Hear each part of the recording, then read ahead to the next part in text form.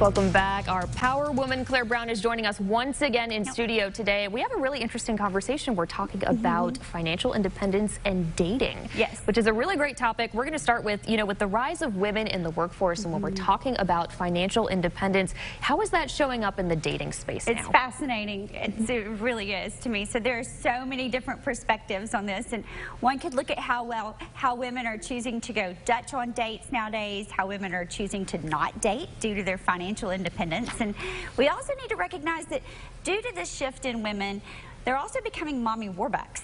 And I have a chapter in my book titled that, because of romance fraud. It's a real thing for men and for women nowadays. But last year there was an 80% increase in romance fraud, with $547 million taken from dating scammers. And this is only what's reported, and this is also only what is found from online dating. And so we really don't know the true statistics of that because of the old-fashioned meeting through friends or in person or whatever. Exactly. And I mean, romance fraud is kind of a scary thing. How can people protect themselves when they're going on dates like this? Right. Well, we know that emotions make us act and logic makes us think, and romance fraud is so easy because in the dating space people are vulnerable with their emotions and they act accordingly. And if an online profile looks too good to be true, then you really need to set a hard standard to meet in person quickly. Make sure they're real, not fake. And also, if you're not becoming who you want to attract, then you need to step away from dating. Nice. If you're going to ask a man for money or for financial help, then you need to work on the power of your own purse before you need to date. So don't expect what you can't deliver. And last, if anyone asks you for money more than splitting the bill for dinner, then it's always going to be a no, ma'am. Absolutely. And I love that, to empower your own purse before you're going into these situations.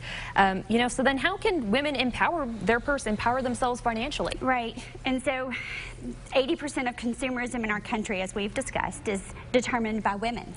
And so when a woman reins in control of her finances, then she truly gains the power of every other aspect of her life.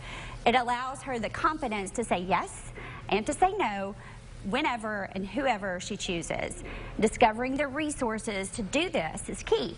And so that's why I'm hosting a financial wellness event at my office September 22nd from 5 to 7, because we don't know what we don't know, and providing those resources is what's key, the who in our lives. The who in our lives. All right, Claire, thank you so much for coming in today and sharing. It's always a pleasure. Yeah, of course. It's so great to get all this information every single Monday. Thank you again for coming in.